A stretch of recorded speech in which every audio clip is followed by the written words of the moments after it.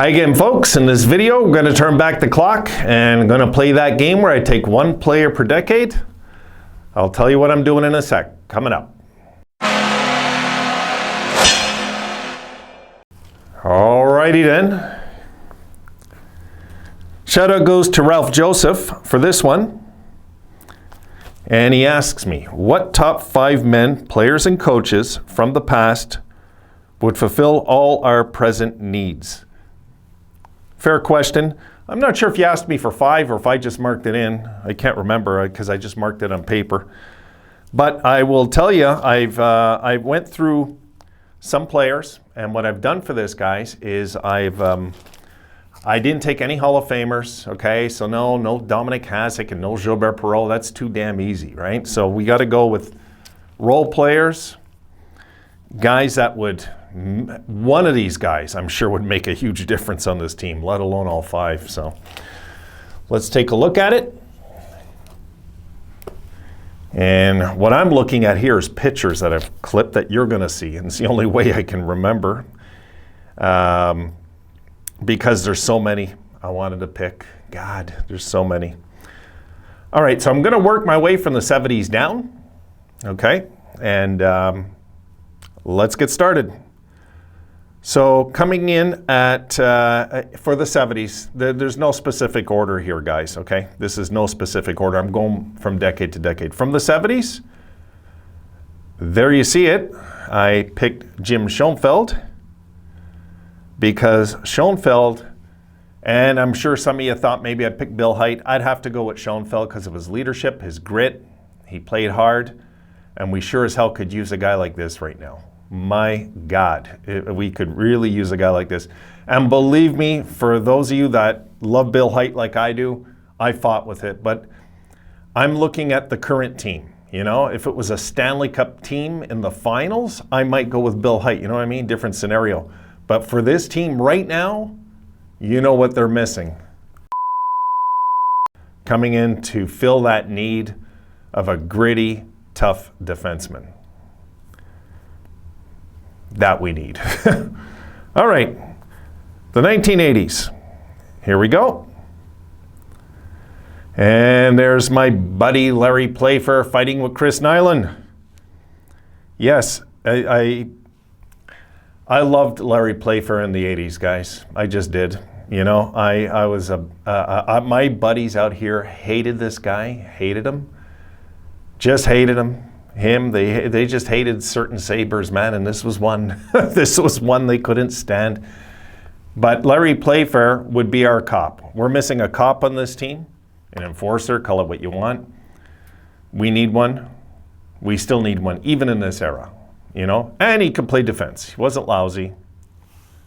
You know, anybody that thinks Larry Playfair was a lousy defenseman, go look at the numbers. They say otherwise. I remember him as being a pretty good defenseman. Nothing, not an all-star or nothing. But when he was out there, you knew he was out there. And that is a type of guy, I can't tell you how long it's been since we had a guy like this. A guy like Larry Playfair might have been the difference in 2006. It might have been the difference. Either of those two guys I just showed you might have been the difference, you know? Oh, I think in 2006, I'm going to go off track, so I got to relax. So from the 1980s, I took Larry Playfair. And of course, there's other guys I know, but I don't want to take the obvious ones. I was trying to get like role players, you know? Guys that were really help the team to win, really. So Larry Playfair comes in. We need a cop. All right, coming in the 1990s. Here we go. Yep, our buddy Mike Pekka. There he is, showing those Dallas Stars what he thinks of them. I love that. That was a cool shot I found. That's a good one. I was happy with that one. So, Michael Pekka, maybe the most underrated captain in our entire history by people that really don't follow them like some of us do. I don't know. Don't hear enough about Mike Pekka. We really, really don't. But I'm so happy he's back with the organization. I did a video last year, and I was talking about where the 1999 Sabres were. And at the time, Pekka was with Washington in player development. And I felt a pain. I just felt a pain inside. He wasn't with us, you know. It just didn't feel right. I'm so happy the organization did this move, got this guy back in our organization.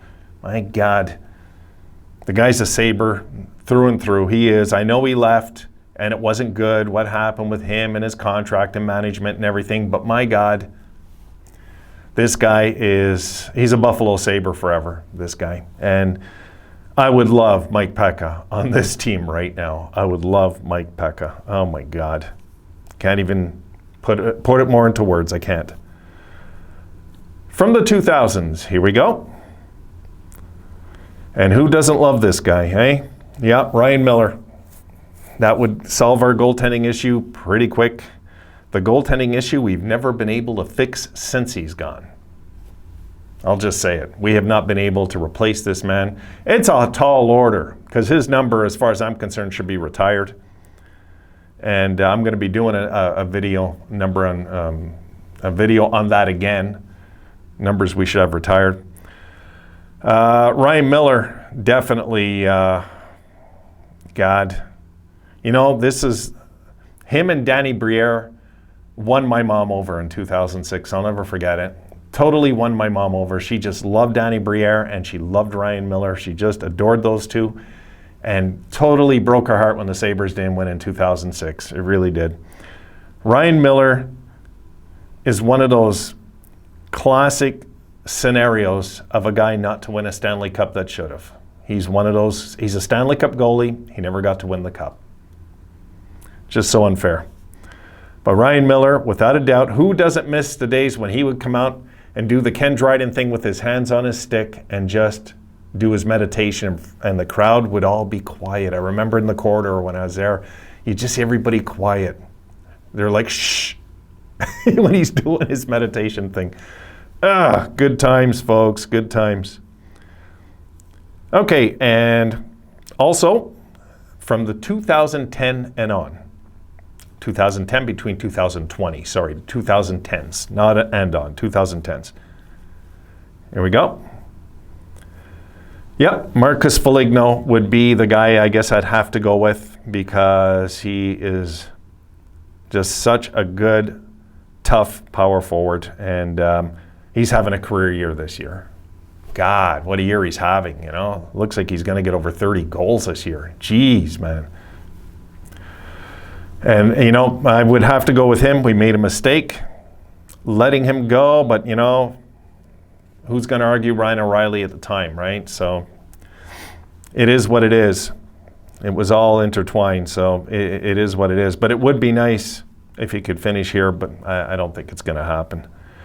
And also, he did say the 5 top men, players and coaches, right? So I've given you 5 players. I'm going to do the bonus thing. And guys, what I'm going to do here is I'm going to give you the coach, the general manager, and the president of hockey operations, okay? So let's do it. Here we go. And there you see it. Yep, he's all 3, folks.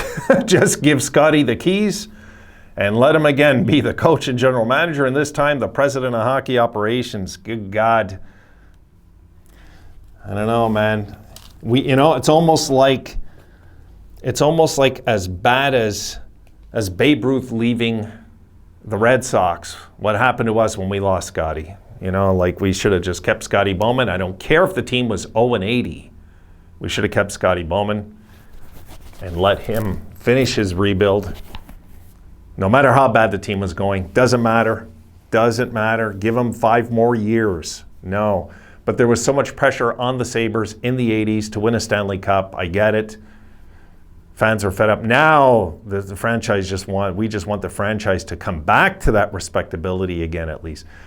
And in 87, yes, they had a horrible season, but you know, sometimes there's always that downward thing and then they go like this after. And I mean, I can go on and on about Scotty Bowman. So, you know, I'm a believer in Scotty Bowman. I always was, always will be. And when he went to Detroit, I expected them to win Stanley Cups, and they did. I knew it. I just knew they would. So, all right, that's it for this one. Lights out for this one. I got one more to make. I'll see you in that one.